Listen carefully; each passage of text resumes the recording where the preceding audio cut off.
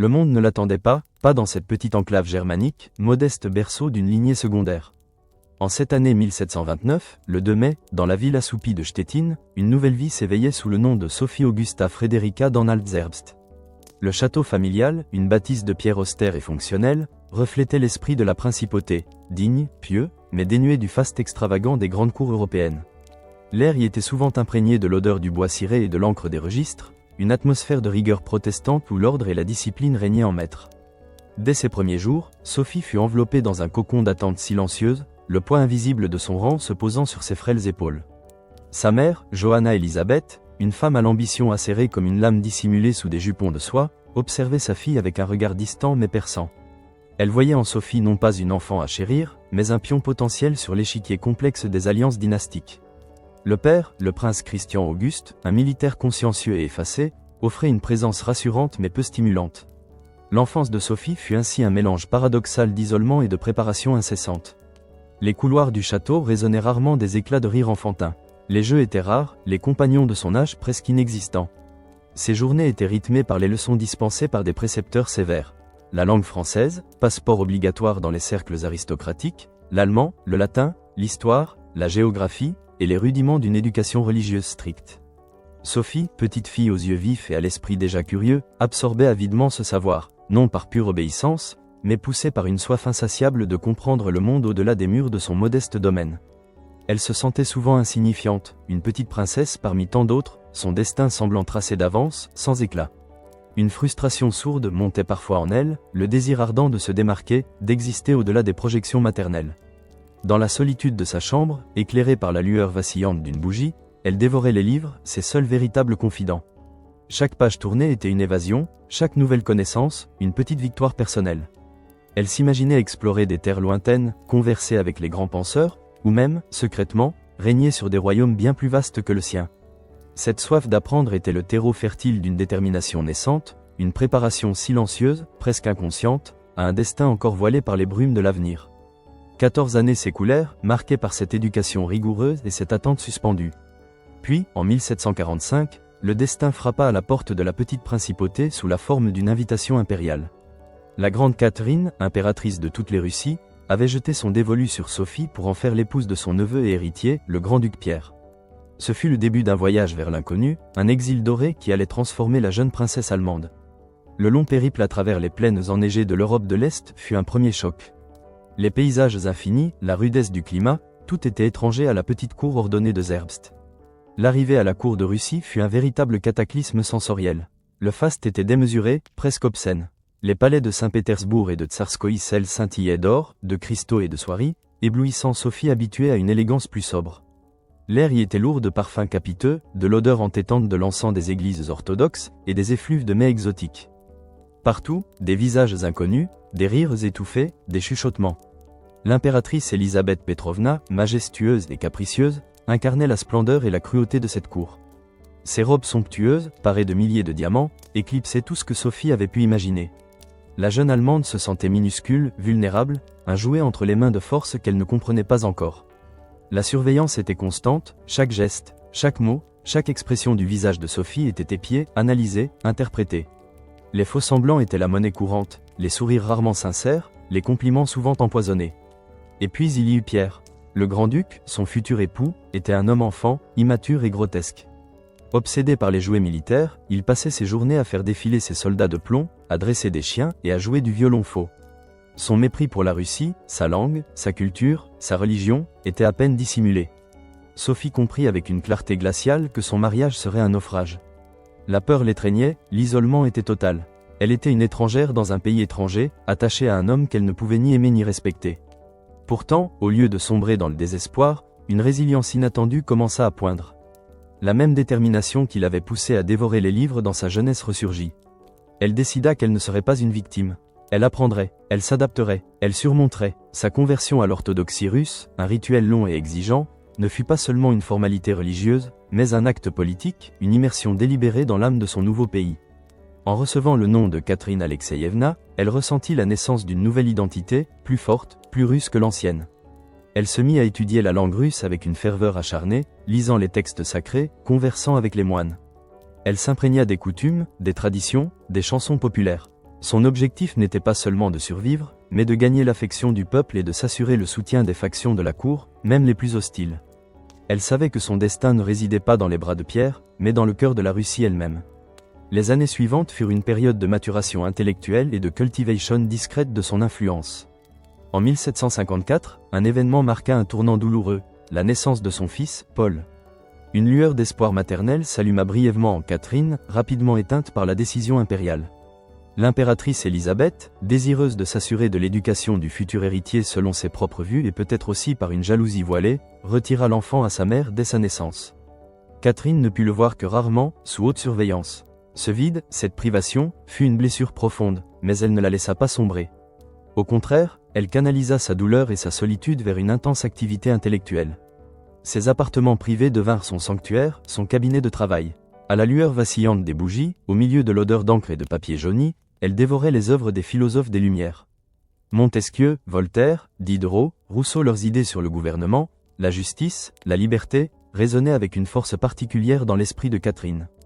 Elle y trouvait non seulement une évasion de la superficialité de la cour, mais aussi les fondements d'une vision pour la Russie. Les livres devinrent ses confidents les plus fidèles, ses guides silencieux dans un monde de bruit et de mensonges. L'ambiance de la cour, avec ses bals somptueux et ses intrigues incessantes, devint la toile de fond de sa transformation personnelle. Tandis que les courtisans se perdaient dans les futilités, Catherine, l'étrangère observatrice, affûtait son esprit et construisait, pierre par pierre, son identité politique. Elle commença à tisser son propre réseau d'alliés. Dans les salons, où les discussions s'animaient autour d'une tasse de thé ou d'un verre de vin de Chypre, elle participait avec une intelligence rare, écoutant plus qu'elle ne parlait, posant des questions pertinentes, montrant un intérêt sincère pour les affaires de l'État. Elle cultivait des amitiés, gagnait le respect des intellectuels et des militaires, non par la flatterie, mais par la force de son esprit et la sincérité de son engagement envers la Russie. Elle se sentait toujours une étrangère, oui, mais une étrangère qui observait, qui apprenait, qui attendait son heure. La solitude était profonde, mais elle était compensée par la certitude grandissante de son potentiel. Elle n'était plus une petite princesse insignifiante dans Altzerbst, mais une femme d'esprit, une stratège en devenir, une future actrice majeure sur la scène du pouvoir. Les murmures des livres et les conversations feutrées des salons étaient ces champs de bataille subtils, où elle se préparait, sans le dire à personne, à un rôle bien plus grand. Le temps, implacable, poursuivit sa course. En 1762, un événement longtemps attendu vint bouleverser l'équilibre fragile de la cour, la mort de l'impératrice Élisabeth Petrovna. Un silence pesant s'abattit sur le palais d'hiver, un répit éphémère avant que ne s'installe une nouvelle tension, plus palpable encore. Pierre III, son époux tant détesté, accéda enfin au trône. Son règne fut un éclair, bref et désastreux, une farce dangereuse qui mit la Russie au bord du chaos. Pierre, avec son immaturité persistante et son adoration servile pour Frédéric II de Prusse, s'aliéna rapidement toutes les factions de la cour et l'armée. Il signa un traité de paix humiliant avec la Prusse, abandonnant les conquêtes russes de la guerre de 7 ans.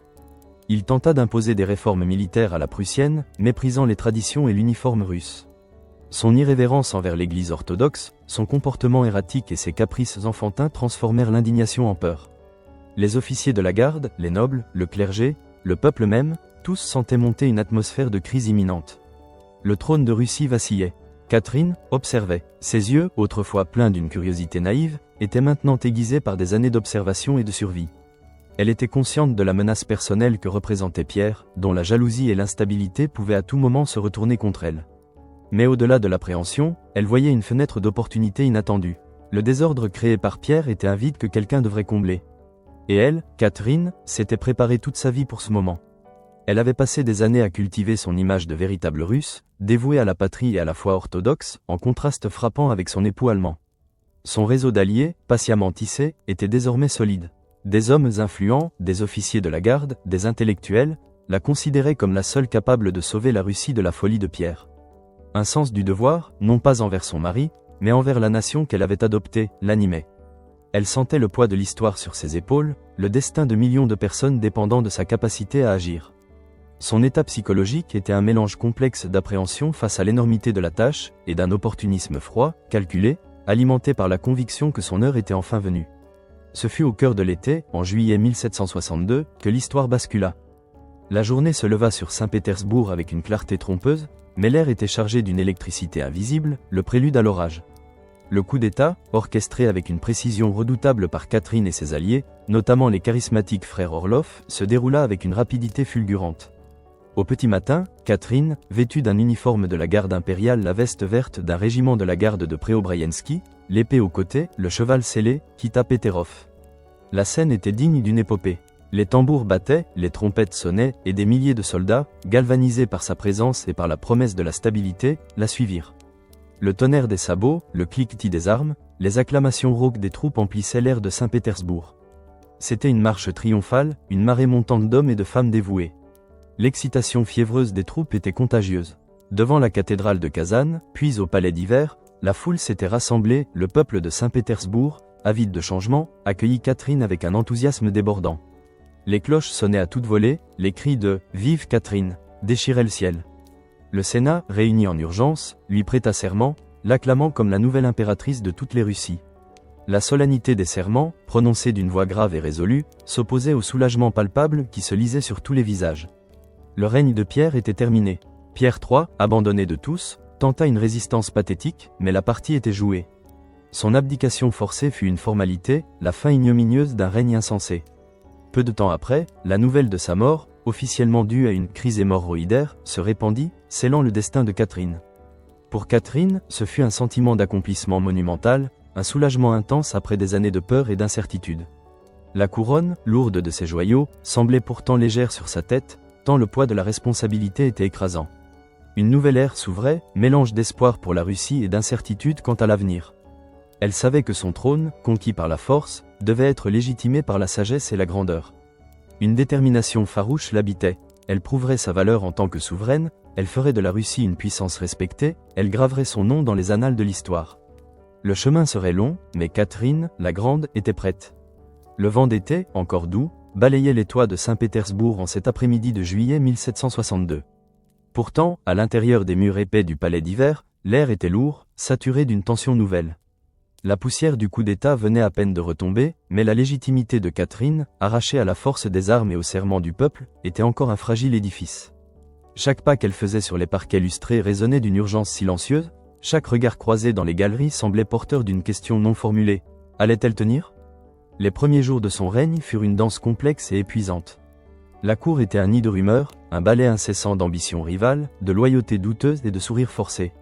Les murmures se faufilaient comme des serpents, porteurs de doutes sur la mort de Pierre III, de crainte quant à l'avenir du pays, d'espoir secret quant à de nouvelles faveurs. Catherine, malgré la fatigue qui alourdissait ses paupières, maintenait une vigilance constante. Ses yeux perçants balayaient les visages, cherchant la sincérité derrière les masques, la loyauté derrière les flatteries. Elle devait prouver, chaque heure, chaque minute, qu'elle était la souveraine qu'ils attendaient, la main ferme qui arracherait la Russie au chaos. Ces journées étaient un tourbillon de réunions, de décrets à signer, de requêtes à entendre. Assise à son bureau, le bois sombre et ciré reflétant la lueur des bougies, elle se penchait sur des cartes, des rapports, des pétitions. L'odeur de l'encre fraîche et du papier ancien emplissait son cabinet. Elle écoutait, posait des questions incisives, pesait chaque mot, chaque décision. Il fallait apaiser les factions, rassurer l'aristocratie, gagner la confiance de l'armée et jeter les bases des réformes qu'elle portait en elle depuis si longtemps. C'était un travail de Sisyphe, où chaque pierre posée semblait menacer de faire écrouler l'ensemble. À ses côtés, omniprésent, se tenait Grigori Orlov. Son allure athlétique, son regard ardent, sa virilité sans phare étaient un ancrage dans le tumulte. Il était l'homme du coup d'État, son bras armé, son soutien le plus ardent. Dans l'intimité de leurs appartements, loin des regards curieux, son rire franc et sa présence rassurante étaient un baume pour l'âme de Catherine. Il était son amant, son confident, le seul à qui elle pouvait laisser tomber le masque de l'impératrice. Il partageait ses nuits, mais aussi ses journées, conseillant, protégeant, gérant les affaires militaires avec une énergie brute et une loyauté farouche. Son ombre planait sur la cour, un protecteur puissant, un favori incontesté dont l'influence grandissait chaque jour. Catherine voyait en lui la force dont elle avait besoin, la passion qui la rappelait à sa propre humanité. Elle était impitoyable quand il le fallait, visionnaire dans ses projets, mais aussi une femme qui avait besoin d'un ancrage dans le tourbillon de son existence. Orlov était cet ancrage, pour l'instant. 2 années s'écoulèrent, portées par les vents changeants de la politique.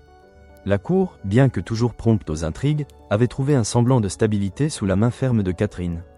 Les premières réformes avaient été lancées, les frontières sécurisées, et la Russie commençait à respirer après la folie de Pierre III.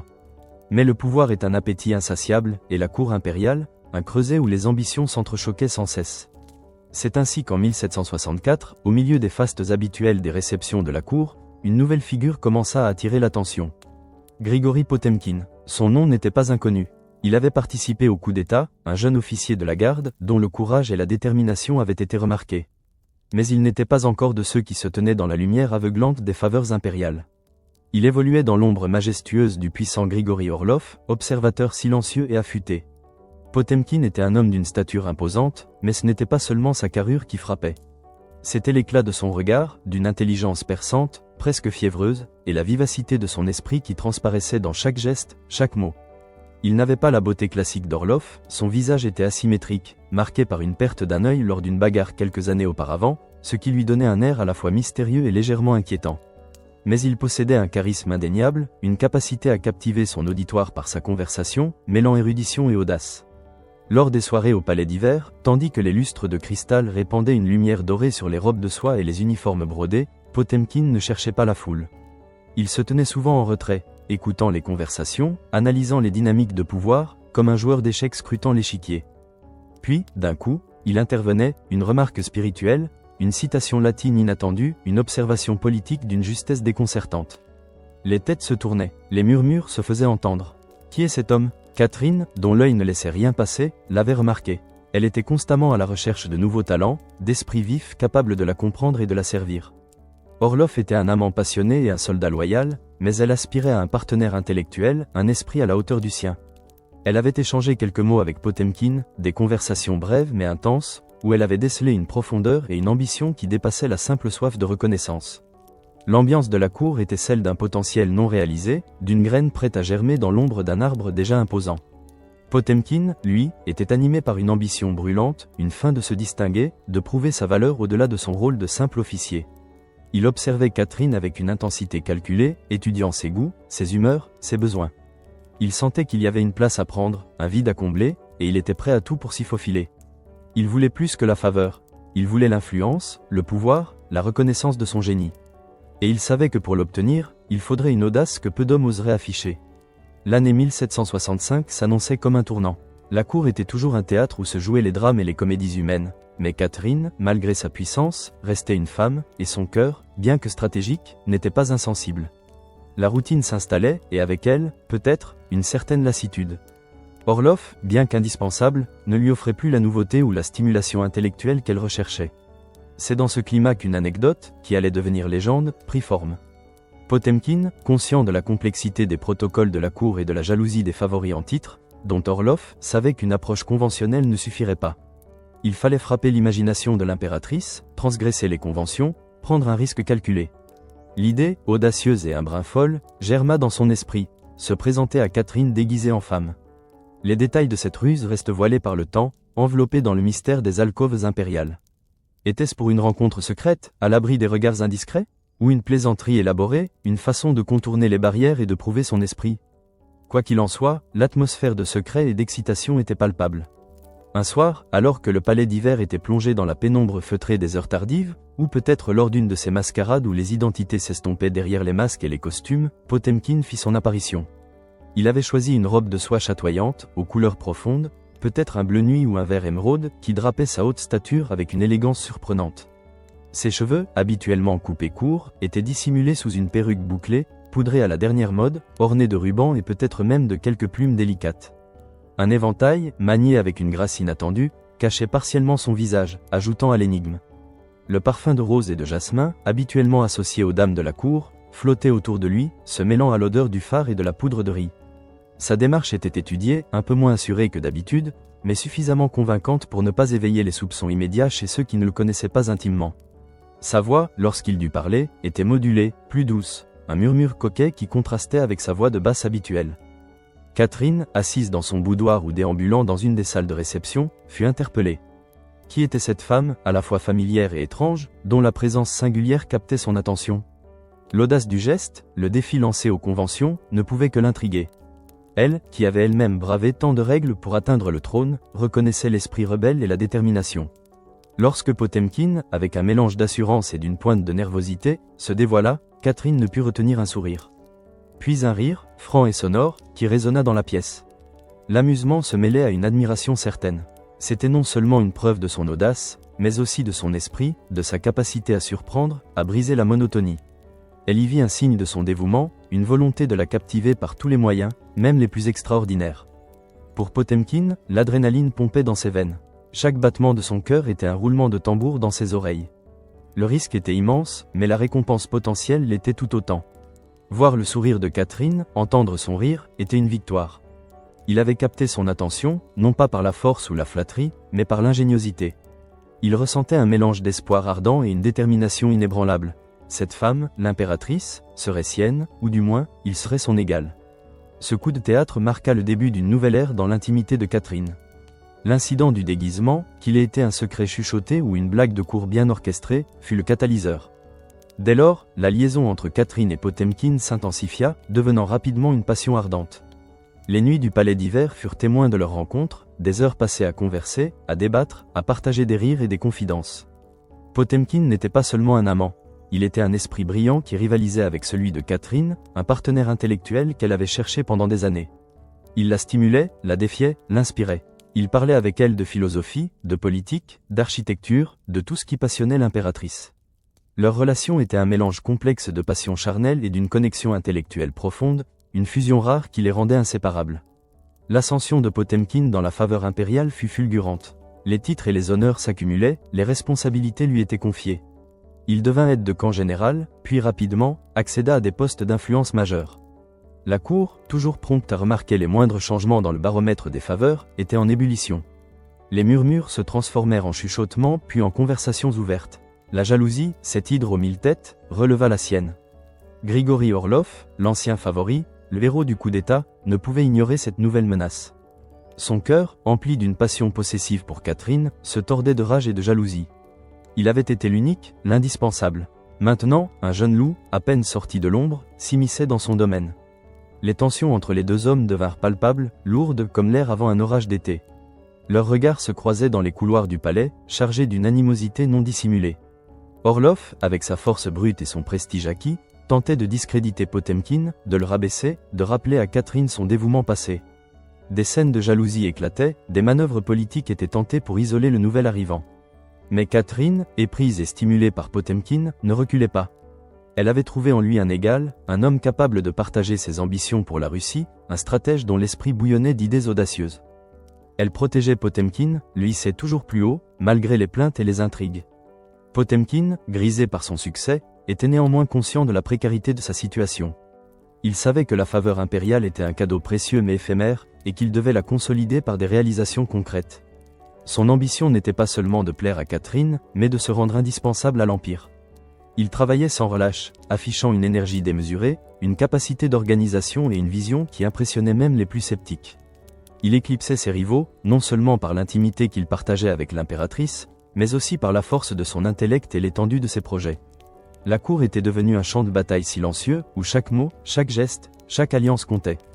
Quelques années plus tard, en 1770, la transformation était complète. Potemkin n'était plus le jeune officier audacieux qui s'était déguisé en femme. Il était devenu une force incontournable de l'Empire russe, un conseiller politique de poids, dont l'influence s'étendait bien au-delà de la chambre de l'impératrice. La cour s'était réorganisée autour de cette nouvelle dynamique de pouvoir. Les discussions politiques, qui se déroulaient dans les salons feutrés ou les cabinets privés, étaient désormais imprégnées de son opinion, de sa vision. Son ombre s'étendait sur les décisions importantes de l'État. En matière militaire, il conseillait Catherine avec une perspicacité stratégique qui manquait à Orlov. En politique étrangère, ses idées audacieuses et ses analyses fines des puissances européennes commençaient à façonner les alliances et les conquêtes de la Russie. Les cartes de l'Empire, étalées sur de grandes tables en acajou, étaient constellées de ses projets, de ses rêves d'expansion vers le sud, vers la mer Noire. L'odeur du papier, du cuir et de la cire à cacheter emplissait les bureaux où se prenaient les grandes décisions. Catherine, assise sur son trône, ressentait une satisfaction profonde et croissante. Elle avait trouvé en Potemkin non seulement un amant, mais un véritable partenaire, un esprit capable de partager et de concrétiser ses ambitions grandioses pour la Russie. Ensemble, ils formaient une alliance formidable, une synergie intellectuelle et politique qui propulsait l'Empire vers de nouveaux horizons. Il était son cher ami, son âme sœur, son œil de l'Empire. Potemkin, confiant, énergique, était pleinement investi dans son rôle. Il se voyait comme l'architecte du destin russe, le bâtisseur d'un empire plus grand, plus puissant, plus éclairé. Ses yeux brûlaient d'une flamme de vision, son esprit fourmillait de projets. Il était l'homme de la situation, le bras droit de la grande Catherine, prêt à transformer les steppes sauvages en provinces florissantes, à élever de nouvelles villes, à forger une flotte capable de dominer les mers. Il avait conquis le cœur de l'impératrice, et avec elle, il allait conquérir le monde. L'ère de Potemkin avait véritablement commencé, une ère d'audace, de grandeur et de transformation sans précédent. Et au cœur de cette ère, battant d'un rythme furieux et singulier, se trouvait la relation entre l'impératrice et son favori.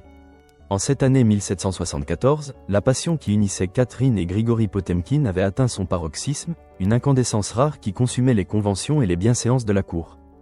Leur jour était tissé d'une collaboration intense, où les discussions politiques se muaient en joutes intellectuelles passionnées, et les nuits en étreinte profonde, scellant une union que les historiens, des siècles plus tard, décriraient comme un mariage secret, une quasi-conjugalité que seule l'absence de sacrement public distinguait d'une alliance légitime.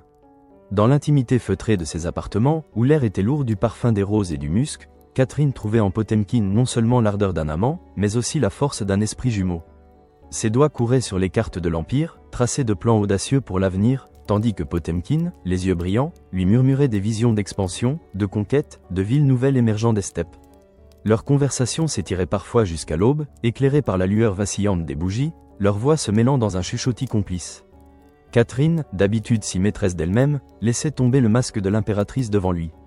Elle riait, débattait, s'abandonnait à une vulnérabilité qu'elle ne montrait à personne d'autre. Il était son cher ami, son âme sœur, le confident de ses pensées les plus intimes et de ses ambitions les plus folles. Elle se sentait profondément attachée à cet homme, dont l'intelligence brute et la vision grandiose répondaient à ses propres aspirations.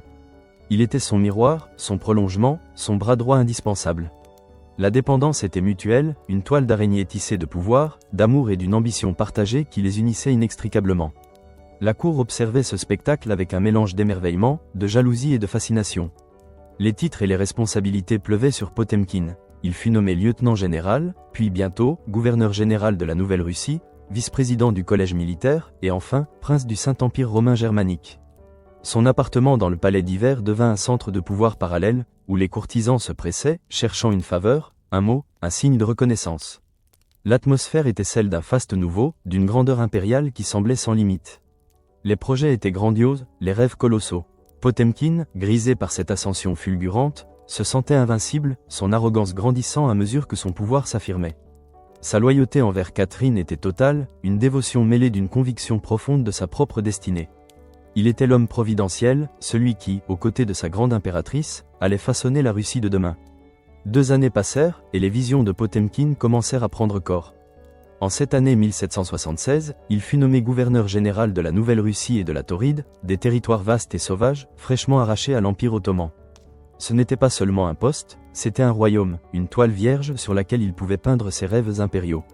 L'ordre de Catherine était clair, coloniser, développer, faire fleurir ces terres lointaines et inhospitalières. Potemkin se jeta dans cette tâche avec une énergie dévorante, une passion quasi maniaque. L'atmosphère du sud de la Russie devint celle d'une construction fiévreuse, d'une expansion sans précédent.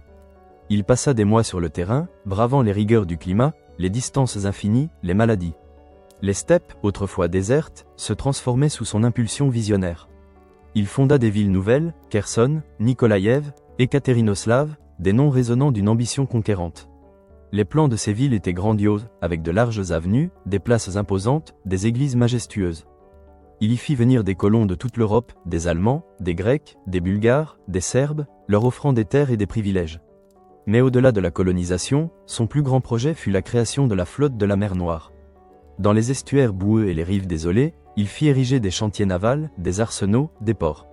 Le bruit des marteaux résonnait jour et nuit, le bois craquait sous les scies, l'odeur du goudron et du fer emplissait l'air. Des navires de guerre, des frégates, des vaisseaux de ligne, commencèrent à prendre forme, défiant les sceptiques et les critiques. C'était une entreprise colossale, semée d'embûches logistiques, de pénuries de main-d'œuvre et de matériaux, de rivalité et de jalousie. Mais Potemkin, tel un démiurge, surmontait chaque obstacle avec une détermination farouche. L'ambiance était celle d'un optimisme forcé, d'une grandeur impériale qui se construisait à force de volonté. Les rapports qu'il envoyait à Catherine étaient des fresques épiques de ses réalisations, des promesses d'un empire étendu et florissant. Catherine, à Saint-Pétersbourg, lisait ses lettres avec une fierté immense. Elle voyait en Potemkin la concrétisation de ses propres rêves d'expansion, la preuve tangible que la Russie pouvait rivaliser avec les plus grandes puissances européennes. Elle était fière de ses réalisations, son cœur battant à l'unisson avec cet homme qui osait transformer le désert en jardin. Potemkin, lui, était galvanisé par le pouvoir de créer et de transformer. Il était un bâtisseur passionné, animé par une vision impériale pour la Russie, une vision qu'il partageait avec la seule femme qui pouvait la comprendre et la financer. La décennie suivante fut le couronnement de ses efforts. En cette année 1783, l'annexion de la Crimée par la Russie fut proclamée, un coup de maître géopolitique qui marqua un tournant dans l'histoire de l'Europe de l'Est. Cette péninsule stratégique, convoitée depuis des siècles, était enfin russe. Ce fut une réalisation majeure de la politique étrangère de Catherine et de la stratégie audacieuse de Potemkine. La nouvelle se répandit comme une traînée de poudre à travers les cours européennes. L'audace et l'efficacité de la diplomatie russe, soutenue par la menace implicite de sa nouvelle flotte de la mer Noire, impressionnèrent et inquiétèrent à la fois. La reconnaissance internationale de cette conquête, bien que parfois réticente, ne put être évitée. L'ambiance à la cour de Saint-Pétersbourg était celle d'un triomphe éclatant, d'une puissance incontestée. Les fêtes se succédaient, les toasts étaient portés à la grande Catherine et à son fidèle prince de Tauride. Catherine ressentait une immense satisfaction. Cette annexion légitimait non seulement son règne, mais aussi sa vision de la Russie comme une force dominante sur la scène mondiale. Elle avait prouvé au monde et à elle-même qu'elle était une souveraine capable de grandes choses. Potemkine, quant à lui, était à l'apogée de sa gloire. Sa vision stratégique, souvent moquée ou critiquée par ses rivaux, était désormais pleinement validée. Sa confiance en lui était inébranlable, son influence grandissait encore. Il était le maître incontesté de la Nouvelle-Russie, le bâtisseur d'un empire, le conquérant de la Crimée. Son nom était sur toutes les lèvres, prononcé avec respect, crainte ou admiration. Mais Potemkine, toujours soucieux de magnifier son œuvre et son image, ne se contentait pas de la réalité. Il était un maître de la mise en scène, un illusionniste politique. C'est pourquoi, en cette année 1787, il organisa le plus grand spectacle politique de l'histoire de la Russie, le voyage de Catherine en Crimée. Ce n'était pas un simple déplacement, mais une véritable odyssée impériale, destinée à montrer au monde les réalisations de Potemkine et la puissance de la Russie. La caravane était colossale. Catherine, accompagnée de l'empereur Joseph II d'Autriche, de nombreux dignitaires étrangers, d'ambassadeurs, de courtisans, de gardes, de musiciens, et d'une armée de serviteurs. Des milliers de chevaux tiraient les carrosses dorées, les tentes somptueuses, les cuisines ambulantes. Le cortège s'étirait sur des kilomètres, une rivière scintillante à travers les steppes. L'ambiance était celle d'une propagande savamment orchestrée, une performance impériale où la réalité se fondait dans l'illusion. Sur le chemin, Potemkine avait fait construire ce que l'histoire retiendrait comme les villages Potemkine. Ce n'étaient pas de simples façades, mais des villages éphémères, joliment décorés, peuplés de paysans vêtus de leurs plus beaux habits, chantant et dansant pour l'impératrice. Des troupeaux de bétail étaient rassemblés le long de la route, des champs fertiles semblaient s'étendre à perte de vue. Tout était arrangé pour donner l'impression d'une prospérité et d'un développement fulgurant. L'odeur de la terre fraîchement labourée, des fleurs sauvages et parfois, hélas, des animaux entassés pour l'occasion, emplissait l'air.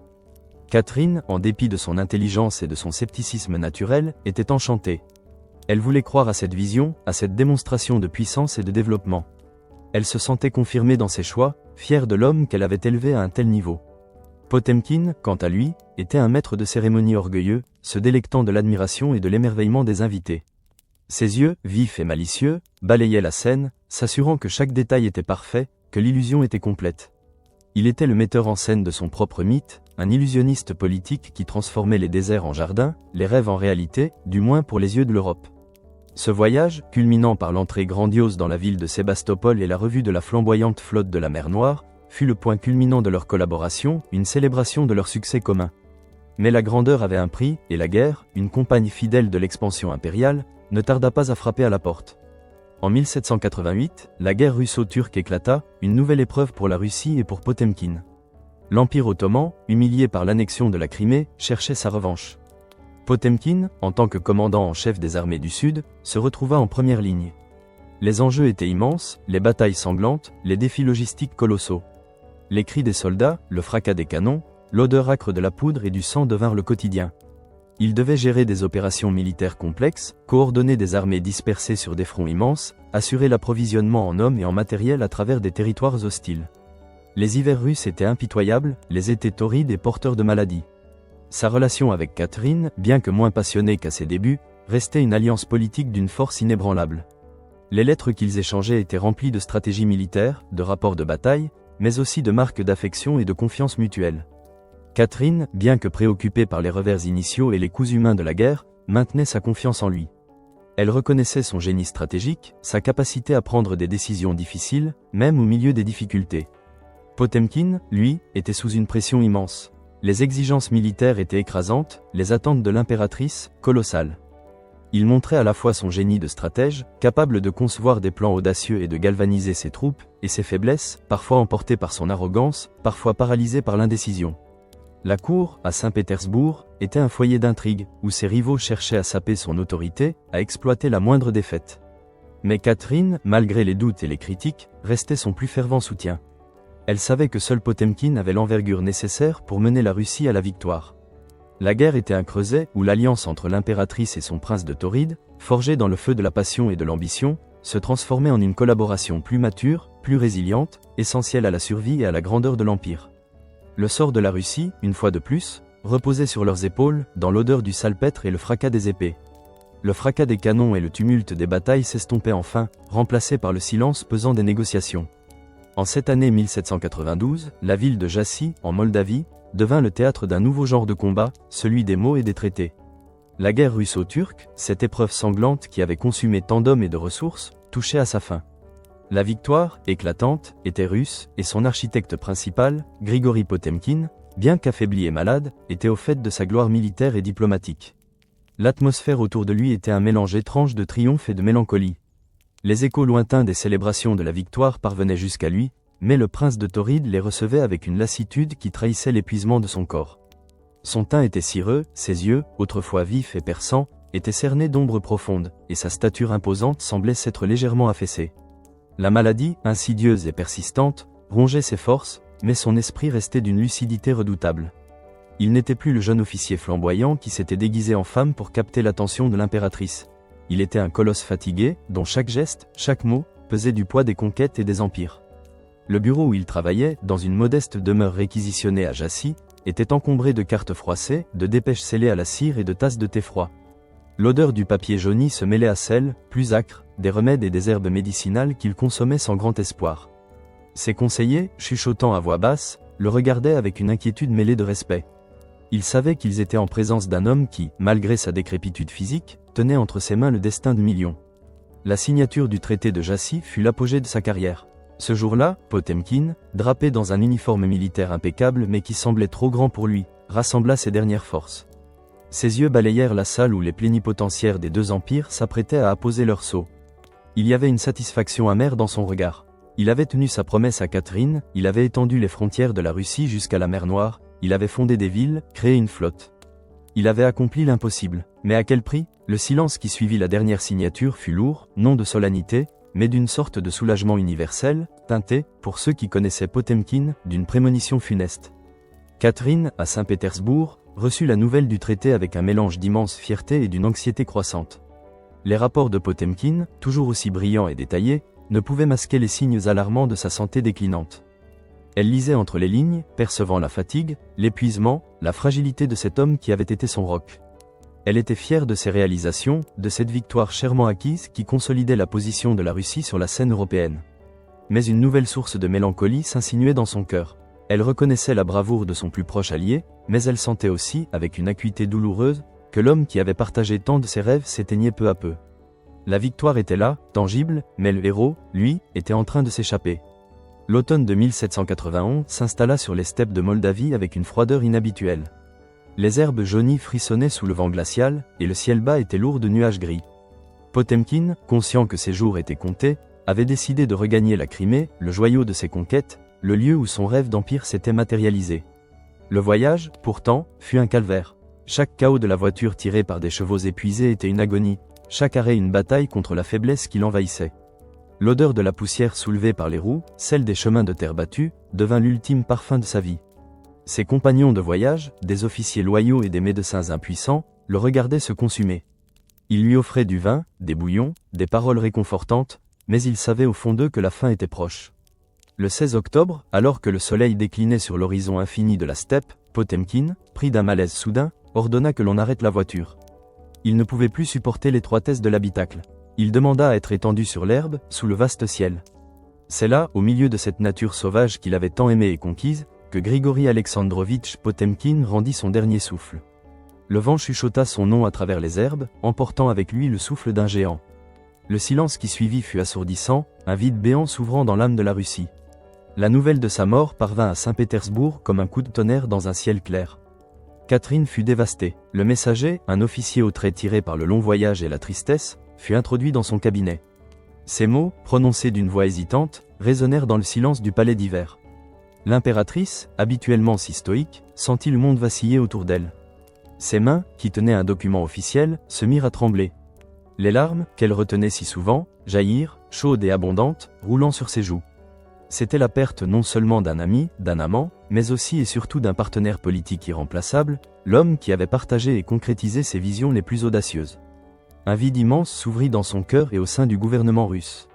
La cour, habituée à la présence imposante de Potemkin, à son énergie débordante, à ses décisions rapides, sembla se figer. Une onde de choc et de tristesse s'abattit sur la Russie. C'était la fin d'une époque, le deuil national se mêlant à une incertitude palpable quant à l'avenir. Sans son œil de l'Empire, comment Catherine pourrait-elle continuer à diriger cette machine complexe qu'était la Russie? Elle ressentait une solitude profonde, une vulnérabilité qu'elle n'avait pas connue depuis des années. Le chagrin était immense, et le poids de l'Empire, soudainement, lui parut plus lourd que jamais. Les années qui suivirent, de 1792 à 1796, furent celles d'un règne continu, certes, mais teinté d'une mélancolie persistante. Catherine II, la grande impératrice, continua de gouverner avec une détermination inébranlable, son sens du devoir plus fort que jamais. Elle siégeait toujours à son bureau, les piles de documents s'accumulant, les décrets à signer, les affaires d'État à trancher. L'odeur de l'encre et du cuir remplissait toujours son cabinet, mais l'élan des grandes conquêtes, l'enthousiasme partagé avec Potemkin, s'était estompé. La cour, toujours brillante, toujours animée par les intrigues et les flatteries, semblait plus vide à ses yeux. Les bals et les réceptions continuaient, les lustres scintillaient, la musique résonnait, mais la joie, cette étincelle qu'elle avait partagée avec Potemkin, avait diminué. Elle se tourna vers de nouveaux favoris, des jeunes hommes séduisants et ambitieux, mais aucun n'atteignit l'influence, la profondeur intellectuelle, la connexion intime qu'elle avait eue avec le prince de Tauride. Ils étaient des compagnons, des divertissements, mais jamais des partenaires. Leur voix était plus légère, leurs conseils moins pertinents, leurs ambitions plus personnelles. Elle les écoutait d'une oreille distraite, son esprit souvent ailleurs, naviguant dans le passé, dans les conversations enflammées avec Grigory. L'atmosphère générale de la cour était celle d'une continuité forcée, d'une grandeur qui perdurait par inertie plus que par un élan renouvelé. Sous le faste, une mélancolie sous-jacente s'était installée, un voile de tristesse qui enveloppait l'impératrice. Elle était fatiguée, les années de labeur acharné, les guerres, les intrigues, et la perte de ses proches avaient laissé des traces profondes. Mais elle restait résolue. Le fardeau de l'Empire, elle le portait avec une dignité farouche, un sens aigu de sa responsabilité envers la Russie. Le plaisir du pouvoir avait été remplacé par un sentiment de devoir écrasant, et une nostalgie lancinante des jours passés, de l'époque où elle et Potemkin, ensemble, avaient rêvé et construit un empire. Elle était seule au sommet, et cette solitude, cette fois, n'était plus féconde, mais pesante. Le mois de novembre 1796 apporta avec lui un froid glacial sur Saint-Pétersbourg, annonçant la fin d'un règne et le début d'une nouvelle ère. Le matin du 16, Catherine, fidèle à ses habitudes, se leva tôt. Elle prit son café, s'entretint avec ses secrétaires, travailla sur quelques papiers. La journée s'annonçait comme tant d'autres, remplie d'obligations impériales. Mais alors qu'elle se retirait dans son cabinet d'aisance, un malaise la saisit. Ses serviteurs la trouvèrent inconsciente sur le sol, frappée par une apoplexie, une attaque cérébrale foudroyante.